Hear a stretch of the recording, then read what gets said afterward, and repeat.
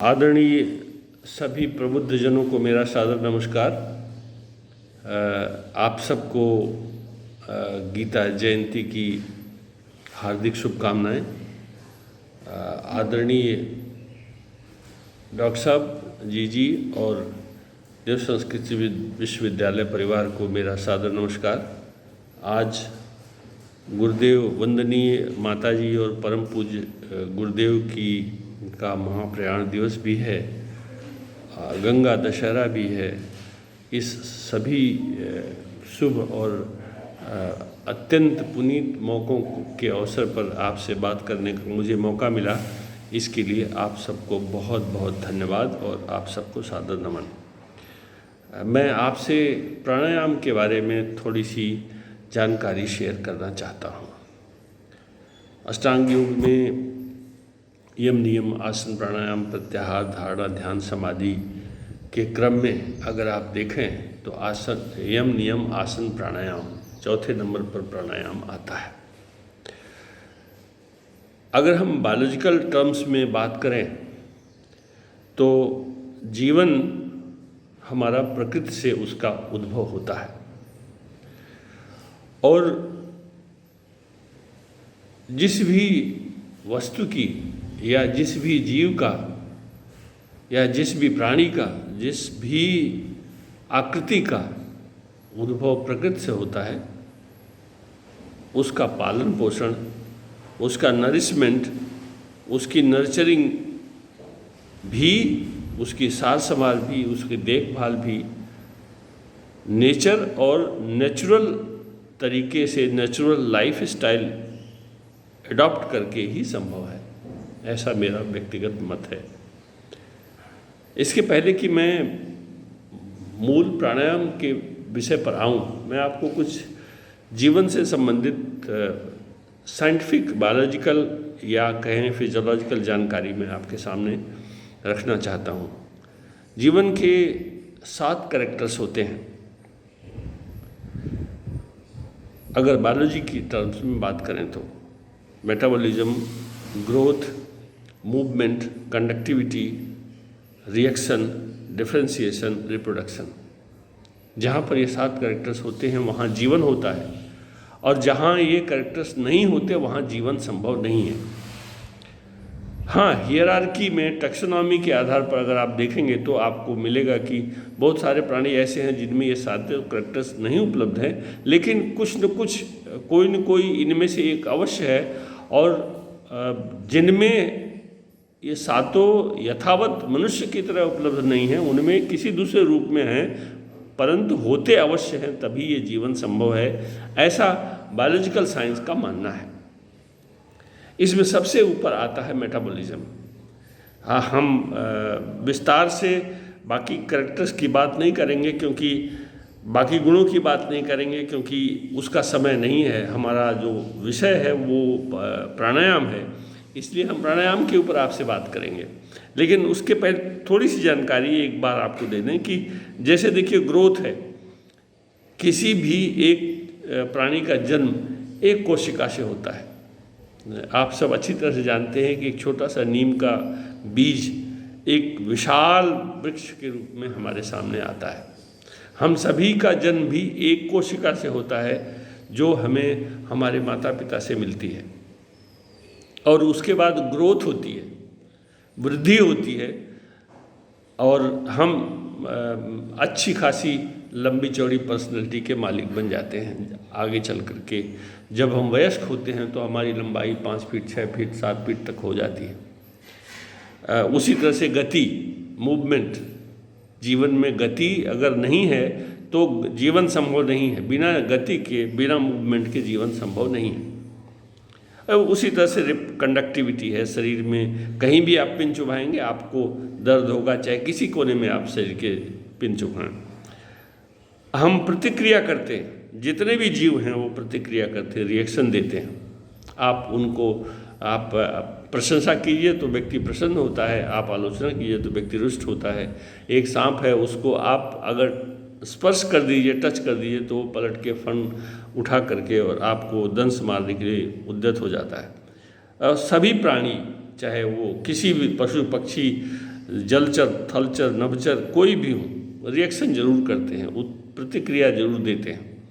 Differentiation, इसी तरह से ये सातों गुण हैं, इनकी बात हम यहीं छोड़ें, हम एक गुण लेकर के चलेंगे जिसका संबंध हमारे मूल विषय प्राणायाम से है, वो है मेटाबॉलिज्म।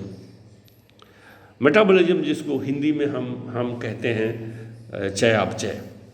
इसका उद्देश्य क्या होता है? हमारे शरीर में मेटाबॉलिज्म की प्रक्रिया चलती है, चयापचय की प्रक्रिया चलती है, जिससे हमको दो चीज़ें मिलती हैं। एक तो हमें ऊर्जा मिलती है जिससे शरीर के विभिन्न कार्य संपादित होते हैं, और दूसरी शरीर के अंदर उसी ऊर्जा को इस्तेमाल करके, उसी ऊर्जा का प्रयोग करके शरीर के अंदर उन सारे जैव रासायनिक पदार्थों का उत्पादन होता है जो केवल शरीर में बनते हैं। सभी जीवों में ऐसा होता है। आप प्लांट्स में आप देखिए कि पानी उनको पत्तियों से नहीं मिलता, शाखाओं से नहीं मिलता, डाली से नहीं मिलता, पानी उनको जड़ से मिलता है। ये आप समझ लें कि पानी नीचे जड़ से ही खींच करके प्लांट्स ऊपर तक ले जाती है। वो जाइलम और फ्लोएम, उसकी प्रक्रिया बड़ी जटिल प्रक्रिया है। उसी तरह से हमारे शरीर में अनेक प्रकार के ऊर्जा के अतिरिक्त उसी ऊर्जा को इस्तेमाल करके अनेक प्रकार के जैव रासायनिक पदार्थों का उत्पादन हमारे शरीर के अंदर होता है। जैसे रक्त का उत्पादन, हार्मोन का उत्पादन, पाचक रसों का उत्पादन, न्यूरोट्रांसमीटर का उत्पादन, न्यूरोह्यूमर्स का उत्पादन, ये सारे ऐसे रासायनिक पदार्थ हैं जो हमारे शरीर के अंदर ही बनते हैं, बाहर से हम इन्हें ले नहीं सकते। वो अलग बात है कि कहीं कोई डिफिशियंसी होती है, कोई व्याधि होती है, तो हमको सप्लीमेंट के रूप में अलग से लेना पड़ता है, लेकिन वास्तविक उत्पादन इनके सिंथेसिस शरीर के अंदर होती है, और वो उसी ऊर्जा को और उन्हीं पदार्थों को इस्तेमाल करके, जिससे कि मेटाबॉलिज्म, जिससे कि चयापचय की क्रिया होती है, उसी से उनका उत्पादन होता है। और ये शरीर के अंदर होता है। महत्वपूर्ण बात ये है, शरीर के अंदर होता है। अब इसके लिए दो चीज़ें हमें आवश्यक हैं। शरीर दो चीज़ों की आवश्यकता इन सारे रासायनिक पदार्थों के लिए और ऊर्जा की आपूर्ति के लिए दो चीज़ों की आवश्यकता होती है, ऑक्सीजन की और न्यूट्रिएंट्स की, पोषक तत्वों की। ऑक्सीजन और न्यूट्रिएंट्स, मैंने आपको निवेदन किया था कि हमारी शरीर, हमारे व्यक्तित्व और हमारा उद्भव प्रकृति से हुआ है। अब आप देखिए कि हमारा उद्भव प्रकृति से हुआ है, इसलिए हमारे शरीर का पालन पोषण भी प्रकृति से ही होता है, क्योंकि ऑक्सीजन और न्यूट्रिएंट्स दोनों ही हमें प्रकृति से मिलते हैं। हम चाहें भी तो ऑक्सीजन और न्यूट्रिएंट्स का उत्पादन बाहर से नहीं कर सकते, और कर भी सकते हैं अगर, तो लंबे समय तक जीवन यापन के लिए इसका उत्पादन शरीर के बाहर नहीं हो सकता। खास करके मैं आपको एक एग्जाम्पल बताता हूँ कि रक्त का उत्पादन बाहर नहीं हो सकता। हम ब्लड बैंक इसलिए बनाते हैं कि ब्लड लोगों से लेकर के उसको स्टोर करते हैं। हार्मोन्स का उत्पादन बाहर नहीं हो सकता। तो नेचर से दोनों चीज़ें मिलती हैं। अब आप इन दोनों प्रक्रियाओं, दोनों ऑक्सीजन और न्यूट्रिएंट्स की बात देखें, जो दोनों साइमल्टेनियस चलती हैं।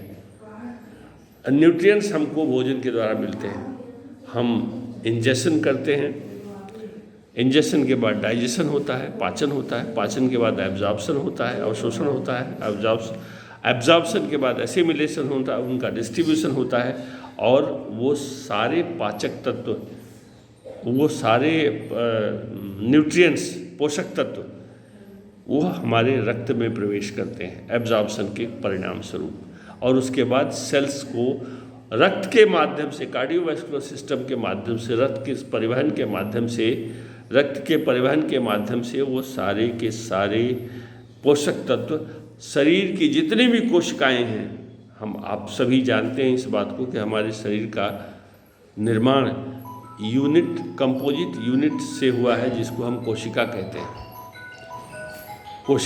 हैं। उन कोशिकाओं में जब पोषक तत्व पहुँचते हैं तो वहाँ पर मेटाबॉलिज्म की प्रक्रिया शुरू होती है। मेटाबॉलिज्म दो भागों में होता है, एक होता है कैटाबॉलिज्म, एक होता है एनाबॉलिज्म। कैटाबॉलिज्म में जो पोषक तत्व पहुंचते हैं उनका ब्रेक डाउन होता है। ब्रेक डाउन होने के परिणाम स्वरूप एनर्जी उत्पन्न होती है और एनाबॉलिज्म फिर उन्हीं पोषक तत्वों के जो अवयव होते हैं, जो कंपोनेंट्स होते हैं, जो इंग्रेडिएंट्स होते हैं, उनसे एनर्जी बनती है और वो इंग्रेडिएंट्स फ्री हो जाते हैं और फिर उन्हीं इंग्रेडिएंट्स को मिलाकर के नए तत्व बनते हैं। एक तो ये काम होता है और दूसरा पैरेलल काम ये होता है कि जहाँ पर इनका उत्पादन नहीं करना होता, हमारे शरीर में दो तरह की एक्टिविटी होती है, एक मैकेनिकल एक्टिविटी और एक बायोकेमिकल एक्टिविटी। तो मैकेनिकल एक्टिविटी जो अंग करते हैं वो उस ऊर्जा का उत्पादन मैकेनिकल यांत्रिक एक्टिविटी के लिए करते हैं, हाथ पैर हिलाना और बोलना, सुनना, देखना, चलना फिरना। और जो अंग जैव रासायनिक पदार्थों का उत्पादन करते हैं वो उसी ऊर्जा को प्रयोग करके और उन्हीं पोषक तत्वों के इंग्रेडिएंट्स को उपयोग करके नए पदार्थों का उत्पादन करते हैं।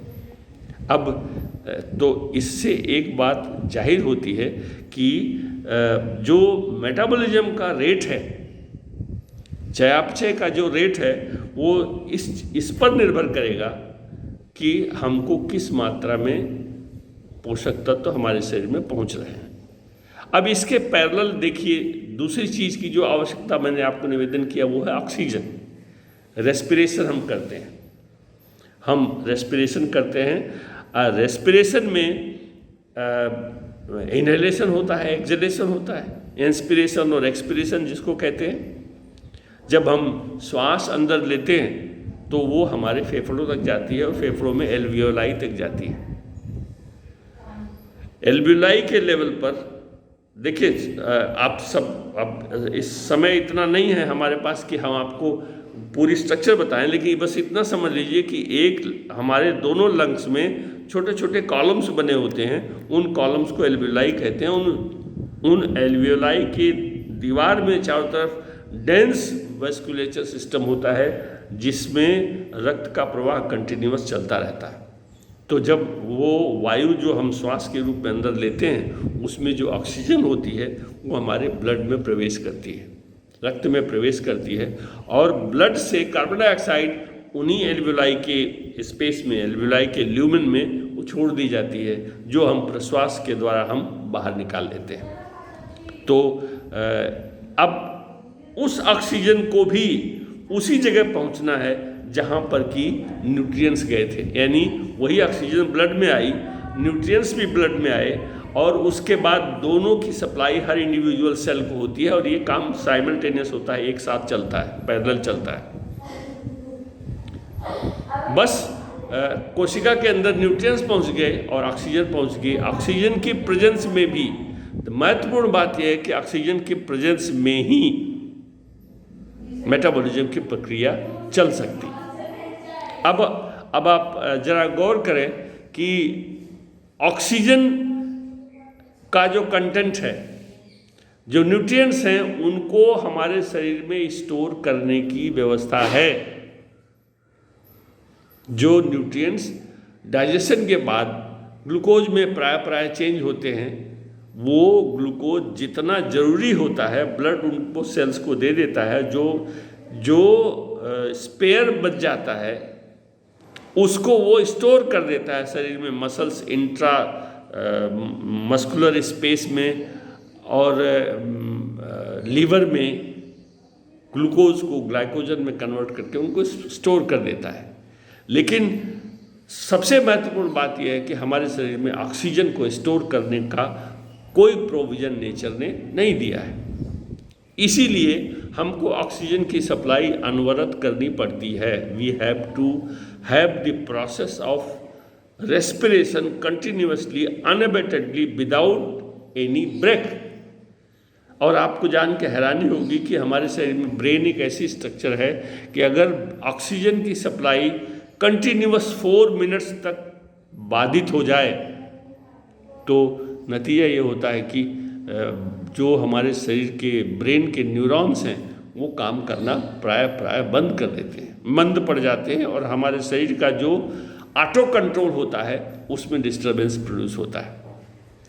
ऐसी कंडीशन में अब हम पहुंच गए कि मेटाबॉलिज्म होता है, मेटाबॉलिज्म के लिए रेस्पिरेशन होता है और न्यूट्रिएंट्स की सप्लाई होती है, तो फिर इसमें प्राणायाम का रोल क्या है?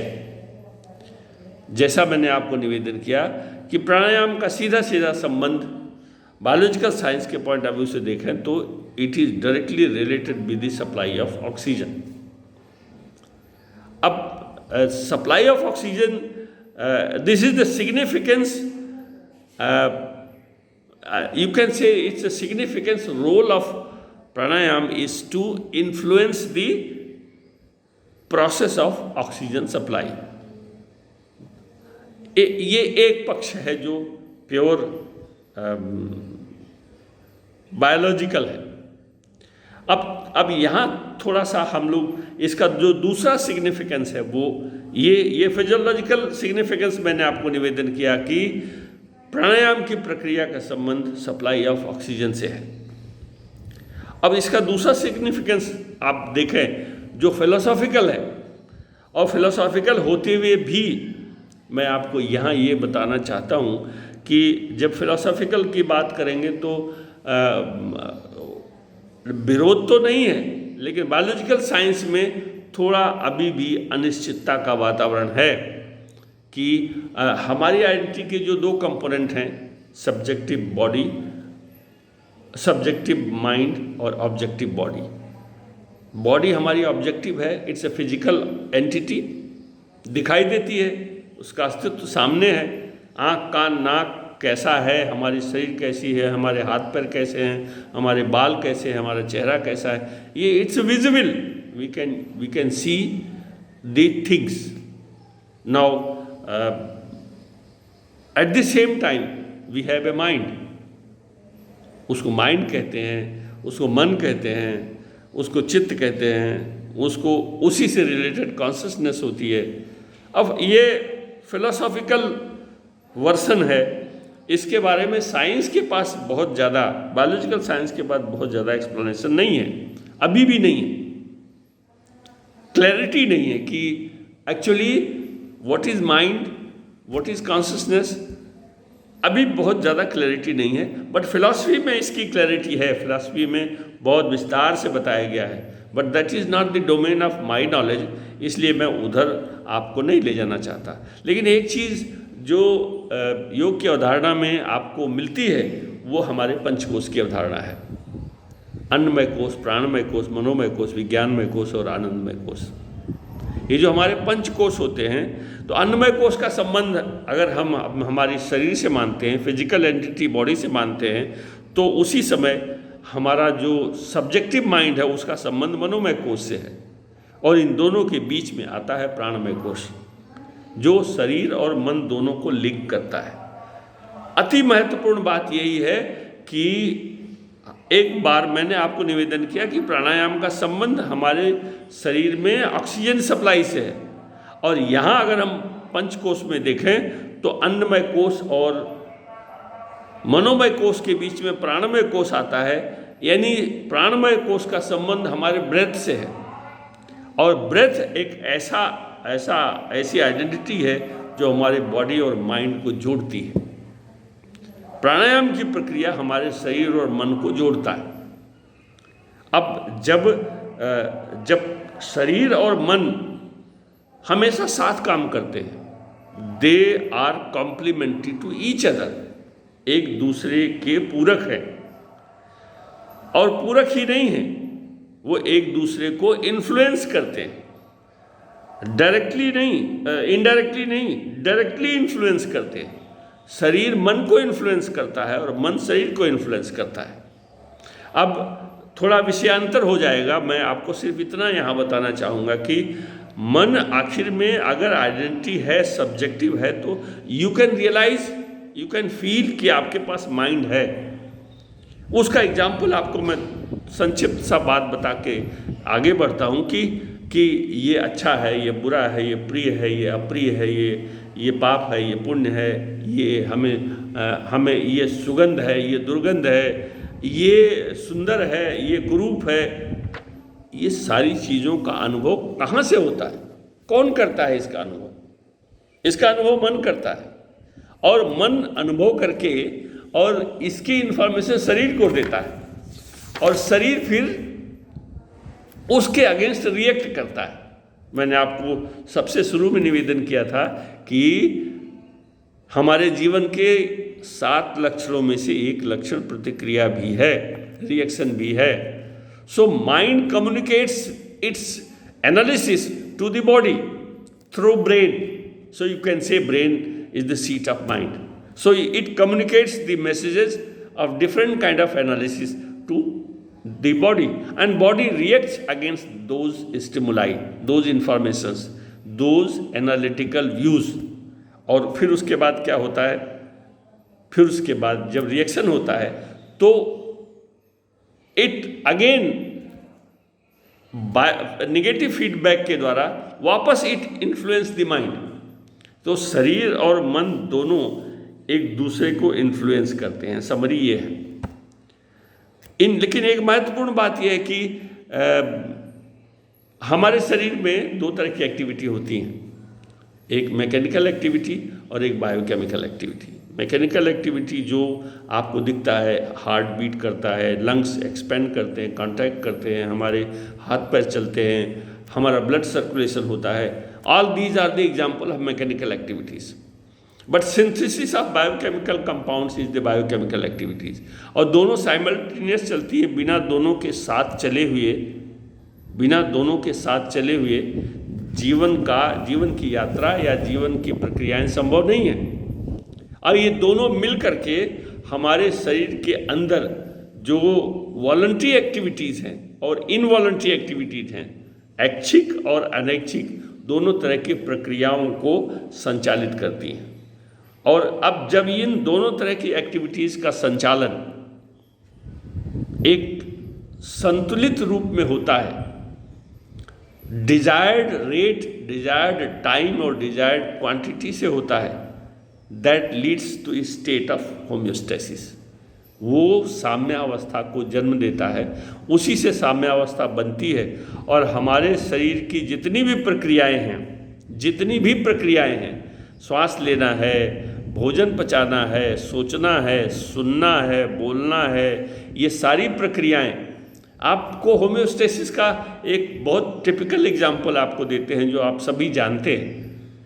Irrespective of the outside temperature, even if you are at high altitude, even if you are in very high ambient temperature, आपकी बॉडी का टेम्परेचर एक जैसा रहता है. That is the best example of homeostasis. The BS level, blood sugar level, always remains in the same range. That is another example of homeostasis. ये कुछ homeostasis के example हैं. जब तक होम्योस्टेसिस रहती है तब तक हम स्वस्थ रहते हैं. The moment there is a breakdown in the homeostasis,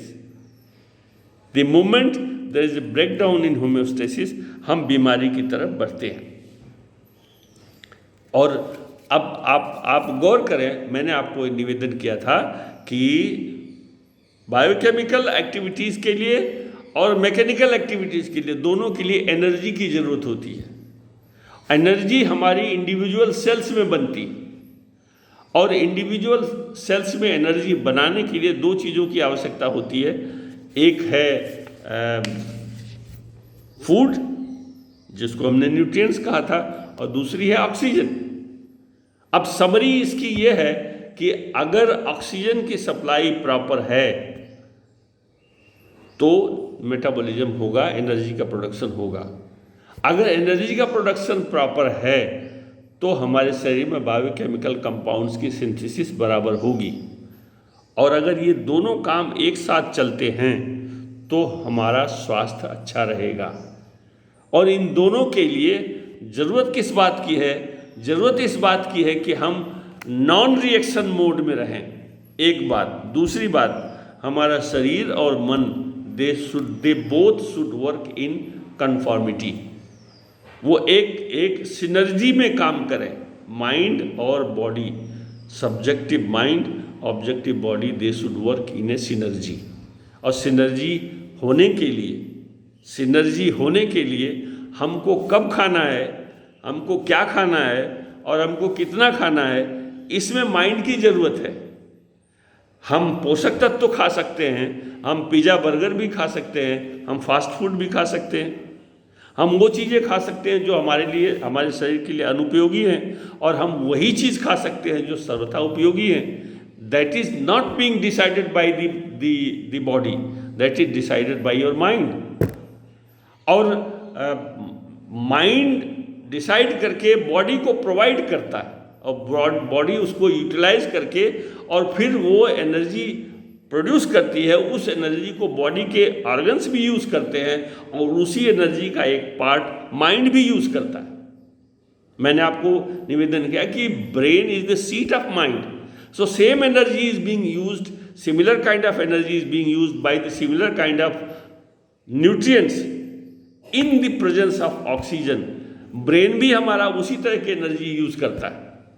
कहने का अर्थ ये हुआ, सारांश इसका ये हुआ कि हमको ऑक्सीजन की सप्लाई और न्यूट्रिएंट्स की सप्लाई बैलेंस रखनी पड़ेगी, एक बात। दूसरी बात, हमारे माइंड और बॉडी को एक सिनर्जी में काम करना पड़ेगा। इसका अर्थ ये हुआ कि माइंड और body they should work together, और if they have to work together, they have to be together. If they have to work together, they have to remain together. वो दोनों को साथ रहना पड़ेगा, और दोनों को साथ रहने के लिए इनके बीच का जो ब्रिज है, which is called breath, it should always be there. अगर इन दोनों को की सिनर्जी को मेंटेन करना है तो आपको ब्रेथ को रेगुलेट करना पड़ेगा, और अगर ब्रेथ को रेगुलेट करने की बात आप करते हैं तो योग की जो लाइफ स्टाइल है, जिसे कि हम नेचुरल लाइफ स्टाइल कहते हैं, उसमें प्राणायाम ही एक ऐसा एस्पेक्ट है, एक ऐसी प्रक्रिया है जो माइंड और बॉडी को सिनर्जाइज करती है, जो माइंड और बॉडी को एक साथ रखती है, एक साथ काम करवाती है।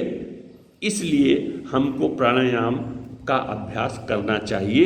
आज की आवश्यकता ये है कि हम अगर राउंड द क्लॉक हम अपने प्रोफेशनल लाइफ में माइंड को हम प्रोफेशनल लाइफ में जब जाते हैं तो जिस तरह का हमारा प्रोफेशन होता है, उस तरह की एक्टिविटी में हम अपने माइंड की एनर्जी को लगाते हैं। दैट्स आई एग्री, वो करना पड़ेगा। लेकिन अगर उसी के साथ साथ हम हमारे शरीर के साथ माइंड को कुछ समय के लिए नहीं रखते हैं, तो इसका अर्थ ये हुआ कि बॉडी और माइंड की जो सिनर्जी है वो भंग होगी।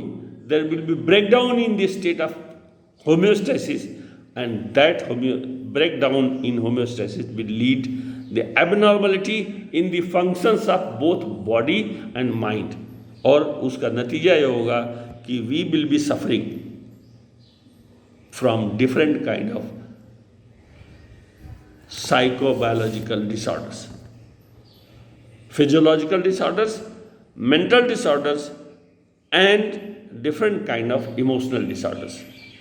तो मित्रों, मैं अपनी बात यही संपन्न करता हूँ कि अगर आपको फिजिकल, मेंटल और इमोशनल, इसके अलावा और भी बहुत सारे हेल्थ के डायमेंशंस तो अब आ गए हैं, लेकिन 3 सबसे महत्वपूर्ण है, physical, mental. Physical means related to body, mental means related to mind, and emotional means the emotional dimension of body and mind together.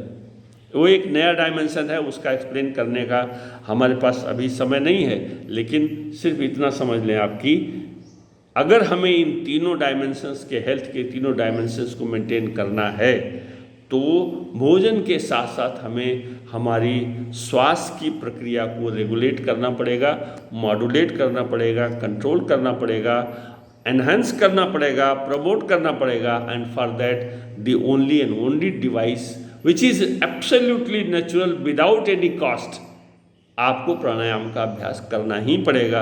और यही एक ऐसा उपाय है जिससे आप शरीर और मन को एक साथ रख सकते हैं, जिससे आपका जीवन, आपका स्वास्थ्य और आपकी सारी एक्टिविटी सुंदर बनेगी, स्वस्थ बनेगी, और आप एक स्वस्थ जीवन जी सकेंगे। इन्हीं शब्दों के साथ आप सबको बहुत बहुत धन्यवाद। नमस्कार। जय हिंद, जय भारत।